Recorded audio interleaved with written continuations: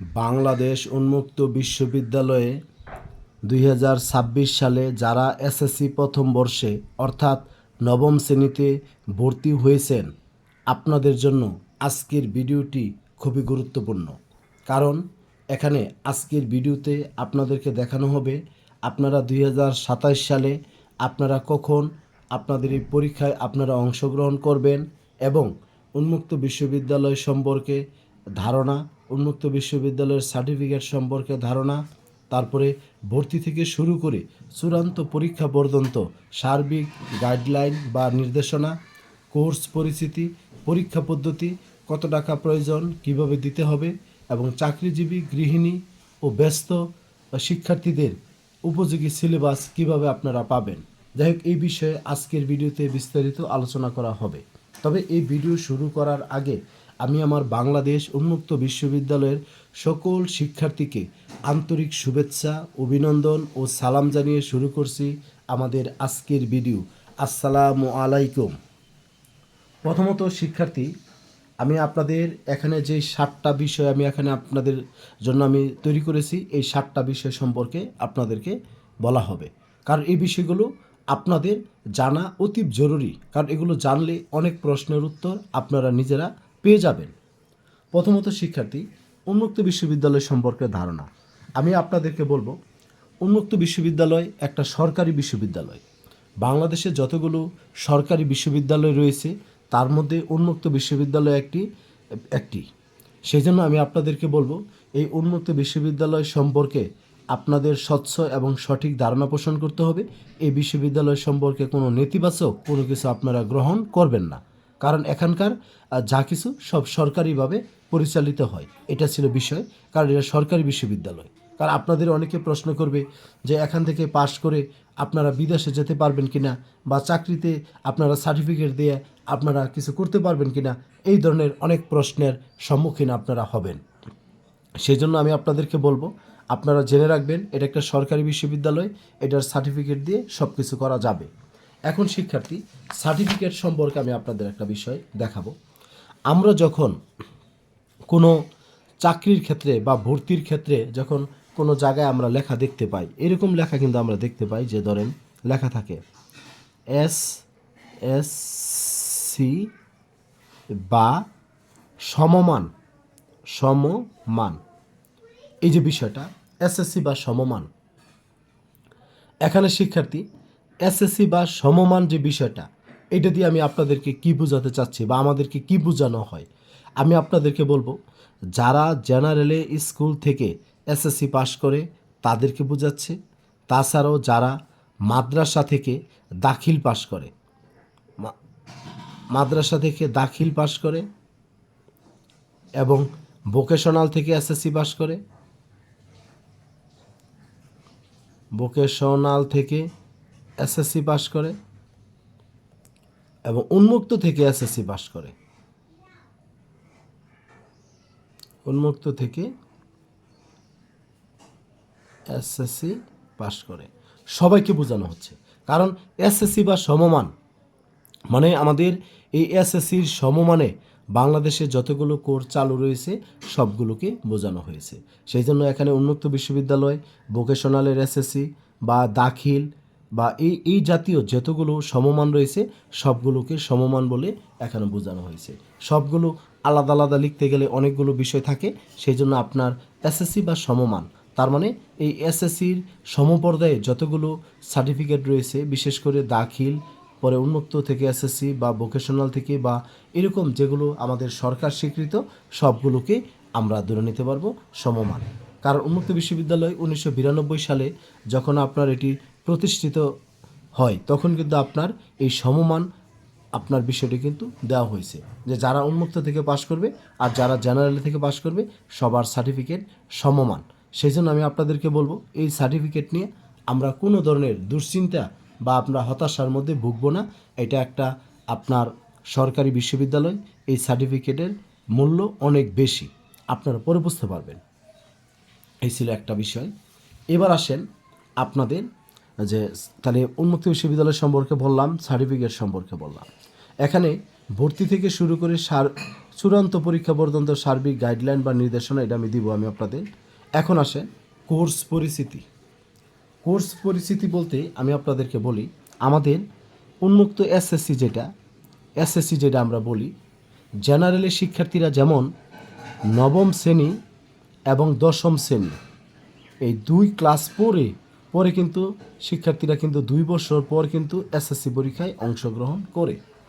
কিন্তু আমাদের উন্মুক্ত বিশ্ববিদ্যালয়ের নিয়মটা একটু ব্যতিক্রম বলতে কি, আমাদের উন্মুক্ত বিশ্ববিদ্যালয়ের এই এসএসসিটাকে আমাদের 2টা ভাগে বিভক্ত করা হয়েছে, এসএসসি 1 এবং এসএসসি 2। অর্থাৎ এসএসসি আমি ডিটেলস লিখব, যাদের সময় থাকবে আপনারা কথাগুলো শুনবেন। এসএসসি প্রথম বর্ষ,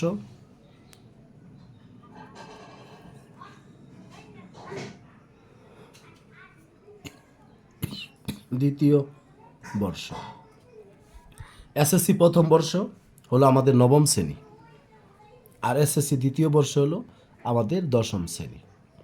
এখন উন্মুক্ত বিশ্ববিদ্যালয়ে আপনারা যারা নবম শ্রেণীতে ভর্তি হয়েছেন এসএসসি প্রথম বর্ষে, আপনাদের প্রথম বর্ষের যে 7টা সাবজেক্ট রয়েছে, এই 7টা সাবজেক্টের ফাইনাল পরীক্ষা 2027 সালে আপনার অনুষ্ঠিত হবে। পরে আবার আপনাদের প্রথম বর্ষের পরীক্ষা শেষ হয়ে গেলে আবার আপনাদের দশম শ্রেণীতে রেজিস্ট্রেশন করতে হবে।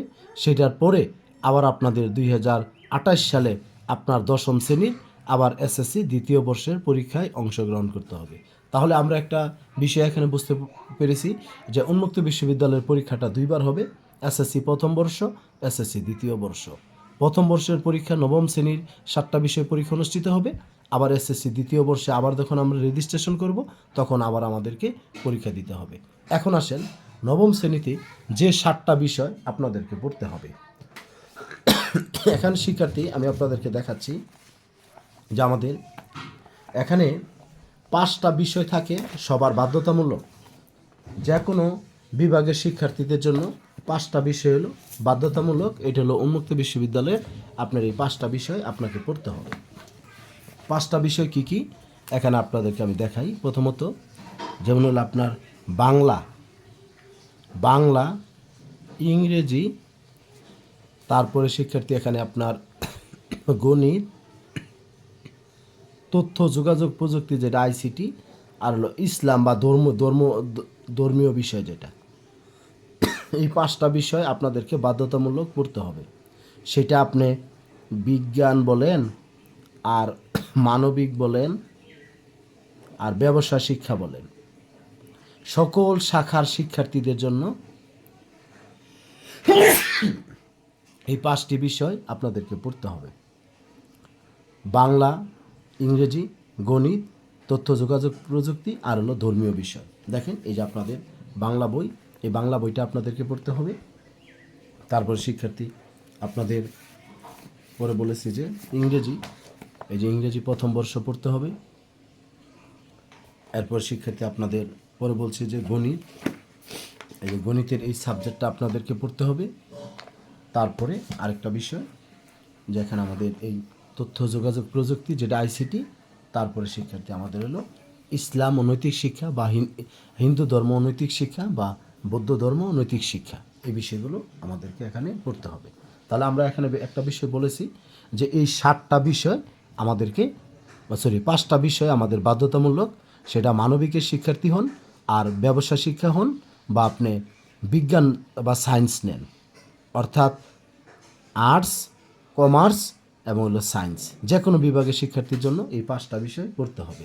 এখন শিক্ষার্থী আপনি যদি মানবিকের শিক্ষার্থী হন তাহলে আপনাকে এই 2টা বিষয় পড়তে হবে: ভূগোল ও পরিবেশ, আরেকটা সাবজেক্ট হলো বাংলাদেশের ইতিহাস ও বিশ্ব সভ্যতা।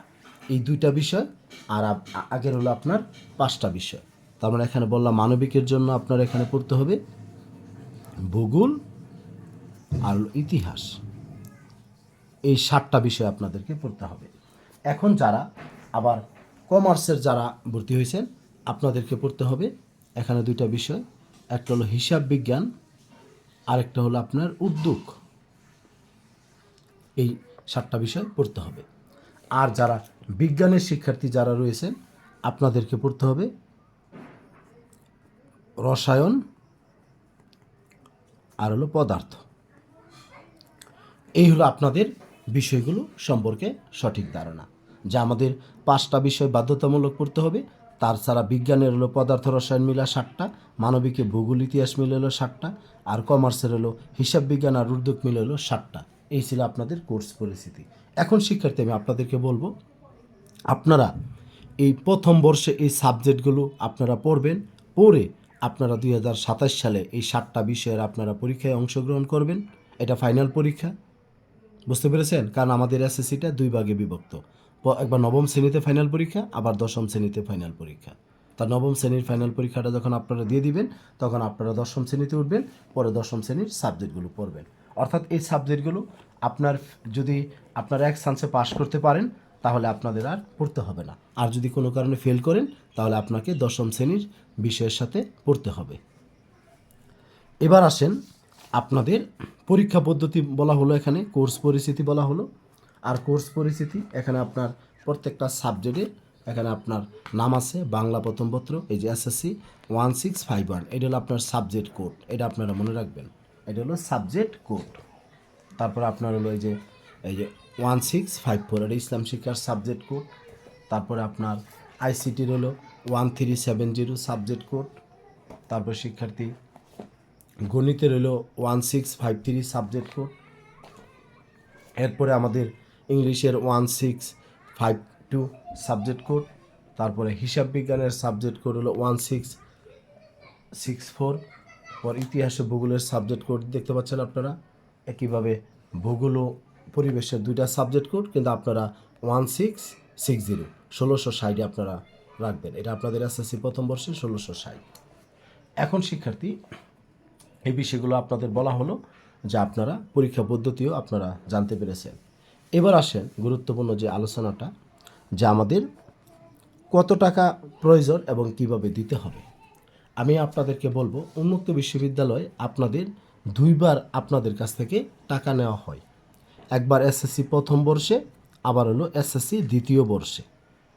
প্রথম বর্ষের টাকাটা কিভাবে, আপনারা যখন নবম শ্রেণীতে ভর্তির জন্য আবেদন করেছেন, তখন আপনারা 4600 বা 4800 এরকম একটা টাকা আপনারা সেখানে পরিশোধ করেছেন। কিন্তু সেই টাকার মধ্যে আপনাদের কি কি আছে? প্রথমত আপনার হলো বই বাবদ, দ্বিতীয়ত আপনার পরীক্ষা ফি, তারপরে আপনাদের 3 নাম্বার, আপনাদের স্যাররা যে আপনার যে প্রথম বর্ষে পাশ করবেন, আপনাদের সেই মার্কশিট,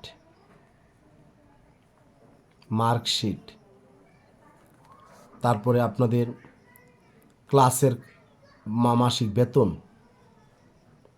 ক্লাসের জন্য যে মাসিক বেতনটা, সেই বিষয়টা আমি আপনাদেরকে বলি। আমি এখানে গুছিয়ে বলি বা না বলি, বিষয়টা আমি আপনাদেরকে স্পষ্ট করে দিই। আপনারা এসএসসি ভর্তি 1-এর সময় আপনারা 4600 দেন আর 4800 দেন। যেই টাকাটা আপনারা অনলাইনে পরিশোধ করেছেন, এই টাকার মধ্যে আপনাদের সকল টাকা মানে সকল খরচ এখানে নেওয়া হয়েছে। উন্মুক্ত বিশ্ববিদ্যালয়ে আলাদাভাবে কোনো ফর্ম ফিল আপ কোনো কিছু হয় না। আপনাদের সকল টাকা এখানে নেওয়া হয়েছে। শুধু আপনারা প্রথম বর্ষের স্কুল থেকে আপনারা আইডি কার্ড সংগ্রহ করবেন, শিক্ষার্থী কার্ড, সেটা সংগ্রহ করে শুধু আপনারা পরীক্ষায় অংশগ্রহণ করবেন। তাছাড়া অতিরিক্ত কোনো টাকা আপনাদের আর কাউকে দিতে হবে না।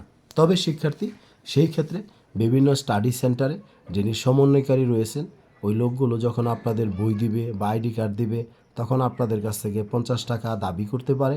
কারণ এটা করে তারা, যদি করে সেই টাকাটা আপনারা দিবেন। এছাড়া অতিরিক্ত যে পরীক্ষার কথা বলে, বইয়ের কথা বলে, বা যদি কোনো টাকা টোকা আপনাদের কাছে দাবি করে, সেটা আপনারা দিবেন না। আপনাদের কাজ হবে, আপনাদের সকল টাকা পরিশোধ করা হয়ে গেছে অনলাইনে, শুধু আপনাদের এখন বাকি কাজগুলো করে আপনারা 27 সালে এসএসসি পরীক্ষায় অংশগ্রহণ করবেন।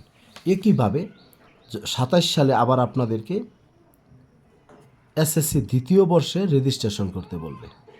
প্রথমবার যেমন টাকা দিয়েছেন, এইভাবে দ্বিতীয় বর্ষেও অনলাইনে আপনাদের টাকা দিতে হবে।